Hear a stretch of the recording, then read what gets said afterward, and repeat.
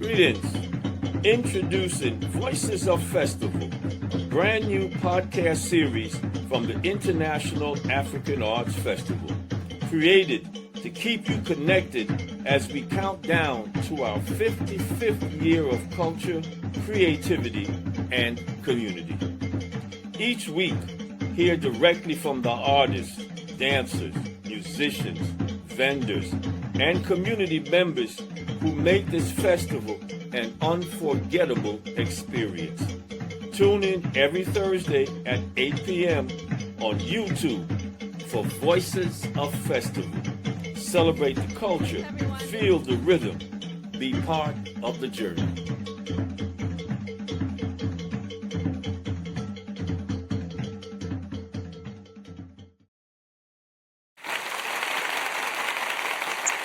Hello, everybody. Peace, Alafia. Greetings. My name is Sakeenah Nzinga Kinard, and I am here on Voices of Festival with our address for the week. So shout out to Baba Adiyemi Bandeli, my co-host, and shout out to Naima Bandeli, my other co-host. And I just want to get into the Egun roll call. So I want to say, we give honor and we give praise to all those who have come before us. We want to give honor and praise. Ibaye, Mama Koumba, Ibaye, Salima Moyo Smith, Ibaye, Abubadika, Ibaye, Asada Shakur, Ibaye, G2 Awusi, Ibaye, Stan Kennard, Ibaye, Nana Dinizulu, Ibaye, MZ Moyo, Ibaye, Dick Gregory, Ibaye, Kuja Bandeli, Ibaye, Imam Jamil Al-Amin, aka H. Rat Brown, Ibaye, Viola Plummer, Ibaye, Honorable Babatunde Akowe, Ibaye, Bernard Kinsey, Ibaye, Mama Stephanie Weaver, Ibaye, Baba Lloyd Weaver, Ibaye, Baba Joey, Ibaye, Baba Alafia Shango Dei, Ibaye, Baba Alfred, Ibaye, Baba Chief Bay, Ibaye, Baba Lucashe Wiley, Ibaye, Mama Abimbala, Ibaye, Baba Heru, Ibaye, Baba Paua, Ibaye to all of the Egun, the ancestors, the elders, the community leaders that walk with us, that guide us, that protect us, that let us know that you're forever present in our lives. We give honor and we give praise. And thank you. Modukwe. I call Egun, which is a Yoruba term for the ancestors, because of, they are the shoulders that we stand on. Moving forward in our lives, and they are forever present with us. So we believe that energy never dies, But this podcast, Voices of Festival, we are here to honor the International African Arts Festival. And we're going into the 55th year this year. Well, we are in the 55th year this year in 2026. We're here. Let me see what my producer is saying. Ibaye Nisa Van Zant, Ibaye Jamia Van Zant. I didn't even say their names, and my sisters. There's so many people to honor, that have passed, and people are passing so, fluidly, vividly, and I find myself constantly calling people's names and reminiscing on old good times and stuff, and now we're here and we're continuing legacy moving forward, and that's what festival is about, is, continuing legacy. It was born out of the East community, and, community leaders, we just brought people together. Festival brings together a lot of different cultures, different Black cultures, from across all over New York, really all over the diaspora, that come together, from all of the vendors, the craftsmen, the merchants, the dancers, the drummers, the models, the artists, the food caterers, the natural hair people, everybody from all over and all cultures in terms of Christians, Muslims, the Lukumi, the Akan, the Hebrew Israelites, the Kemetic, the Yoruba, the Senegalese, South African, people from Guinea Fowl, and this all happens every year um, at the International African Arts Festival, July 3rd through the 5th. And this year, it will be at Lincoln Terrace Park, which is a new location in Brooklyn, of course. And, I've been getting a lot of calls about Lincoln Terrace Park and different fears and stuff. And I say, we must expect the best because fear is a false expectation that appears to be real. And when we expect the worst, that's what will happen. So I put a claim out that we should expect the best for this 55th year moving forward. And, so we're here, we're documenting really Black American culture and the historical societies of Black New York, really, that come together for festival. So we are the heartbeat, and we want to keep this heartbeat going, you know. Hot topics, hot topics. So this week, well, we just came out of King Weekend, honoring the Dr. Martin Luther King. And I know that there was a big commemorative event with a lot of politicians, especially his daughter, Bernice King.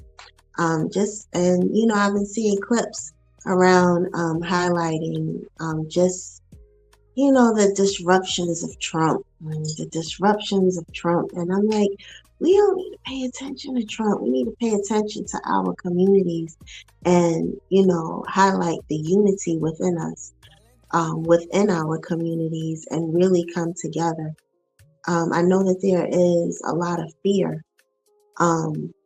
circulating our atmosphere, and again, fear is the false expectation that appears to be real, and we have to expect that our community, our families will be protected, are protected, and claim that. We've done a number of interviews up to this point. I think Beware told us that we're in our 17th episode. And with you have to edit that part too.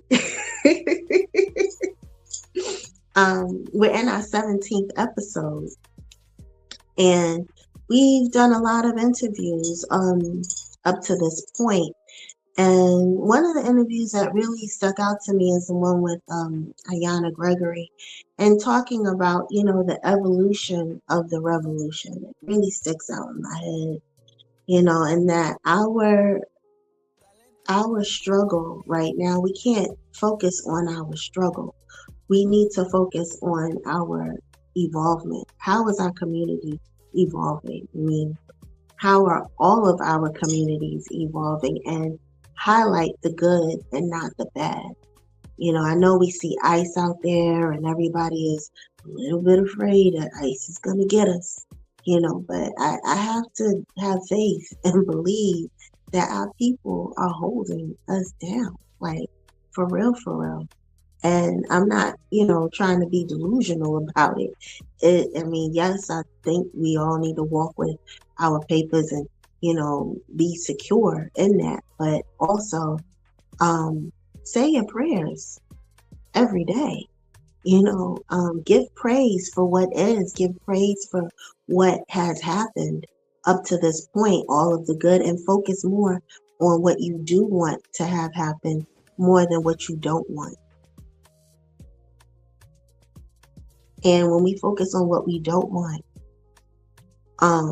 those things grow, those things multiply, and we know enough to stay grounded in our spiritual divinities to push forward, because what is happening is, I guess, what would be called the fall of America. I don't know. I don't want to put it all the way out there that that's what's happening, but there is some things falling around us. And when things fall around us, we must remember that, you know, we are indigenous to this land and we're going to be okay. We going to be all right. You know, at the end of the day, we have to have faith. And I have full faith that we going to be all right. I'm going to be all right. And I know that my people are going to be all right. And we have to claim that and be clear about that moving forward. So, you know, we do have an interview coming up next week with our Kinsey brothers, artists. We're featuring artists Old Boogie, otherwise known as Omari Kinsey, and Jamed Kinsey, otherwise known as DJ John Medicine. They will be on for our next week interview. And, you know, we're highlighting all of our artisans. And if you are interested in interviewing, if you have some festival baby stories and, you know, and just want to talk about what impact festival has had on your life, please hit me up so we can set that interview up for you. 5, 4, 3. Yes, so we're back. And, you know, festival is such an experience in of itself, you know. People ask me like, why are you doing this podcast? Like, what is festival about? And, you know, festival just holds a very special place in my heart because, you know, I grew up coming to festival every year, and it's literally like a family reunion. I can't like really imagine a year without festival. It's like, come on, like it's the thing to do on July 4th weekend. Like we celebrate our people on July 4th weekend. I'm not celebrating, you know, the American flag. I'm going with the RBG, and you know, we're going to be chilling in the field. We're going to be dancing. We're going to be, you know, ciphering. I'm going to see people I haven't seen. I mean, even like walking through the aisle of festival, I can't get through across the field without stopping every 5 minutes to say hi to somebody that I haven't seen in years. It's like, hi, hey, hi. Oh, like it's such a familiar experience, and you know, to have grown up going, it is the ultimate family reunion of the Black New York cultural community. Like, it's the thing to do. It's the place to be July 4th weekend, if you're not going out of town, of course, to Essence. But yeah, man, we're either there or in New York at festival July 4th weekend. And this year it's July 3rd through the 5th. And we're going to be at Lincoln Terrace Park. And I've been getting calls about Lincoln Terrace Park and worries and about the security. And I'm like, yo, I already called on a Bubadika. Like, I already called on people that are working security. I'm not afraid. I mean, it's Brooklyn, it's home. Like, why would anybody be afraid to be home, like, amongst our people? Like, and we have, I have heard that the city has put a lot into building Lincoln Terrace Park up. So it has been renovated, and the grounds are safe. So just want people to know that.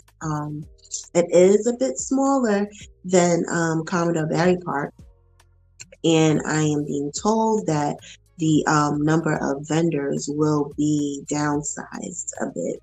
So if you are a craftsman, or you have a natural hair business, or you know, you're a food caterer, or if you want a booth, if you're a vendor, you need to get your vendor application in as soon as possible if you want to be out there. because we are downsizing, I have heard. So, yes. And if you are a vendor and you want a spotlight on this podcast, you should holler at us at iaafestival.org, or you can link us on Instagram, IAA Festival, or on Facebook, or you can link me. I'm on Instagram, ia.saki.doyne. But yes, there's a number of ways that you can get in touch if you are interested in vending for festival this year for the 55th year. I am sure that the Egg-on tent will be up and popping, highlighting all of our elders and community leaders that put forth the energy and efforts to keep this thing going.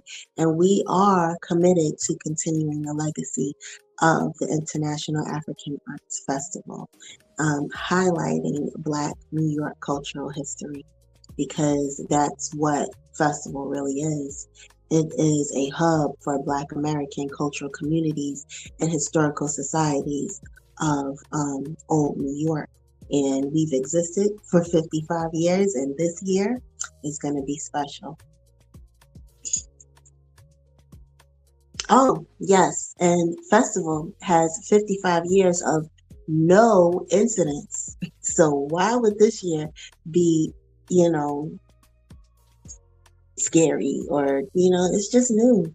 And sometimes people are afraid of the unknown and the newness of things, but I think that we should expect the best and expect improvement, expect evolution, expect evolvement, and expect that this year is going to be on and popping like it always is, and even better than every year up to this point. So I appreciate it. Be in a state of appreciation. That also helps with, fear and having a false expectation. Yes, we were at Boys and Girls Forever, the old Bed-Stuy. And that experience at Boys and Girls was such a gem in history. It was a beautiful thing, and we're going to start having interviews with specifically Generation Xers and Millennials that were there in the golden years that I call the 90s, when festival was just like really popping, and just holds a sweet space in our hearts. I just remember, I'm a dancer. I used to dance with Carter G. Woodson Cultural Literacy Project, of course, and Dota Encha. And we used to have African dance competitions. So all of the dance groups from all over the city would come and showcase and do a dance off. And we would prepare for this months in advance for what our routine would be. And when it got time to do our solos and, just do our thing, that stage was lit up. And it was one of the best memories of my life. We really had fun every year. And we dancers and drummers were always looking forward to festival for our dance competitions. So yeah. Let's see. What else are we talking about today? Our drive for 55. Yes. We are fundraising. So if you would like to make a donation, any denomination of 55, please donate to, you can send it to our Cash App, IAA Festival, or on our website, iaafestival.org. Any denomination of 55, whether it's $5.55 or $55 or $5,500 or $500 or $550, whatever it is, we are accepting donations all of the time because we are a nonprofit community organization and we strive to keep this festival alive. So thank you.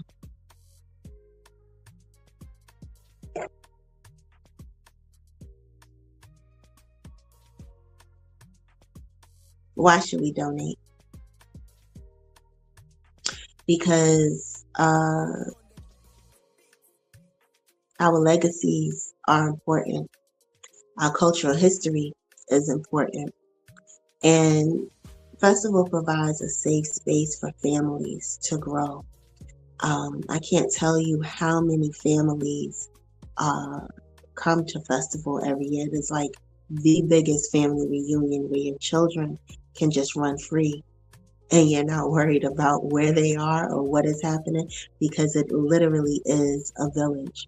We create a village experience at festival every year and it's amazing.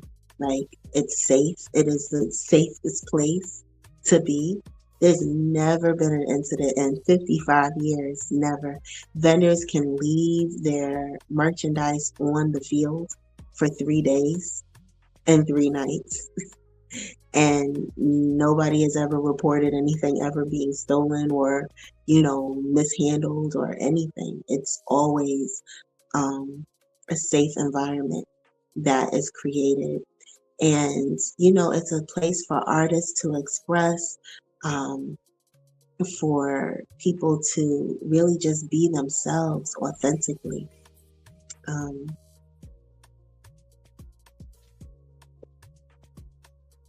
And it's a way to, give back to our community.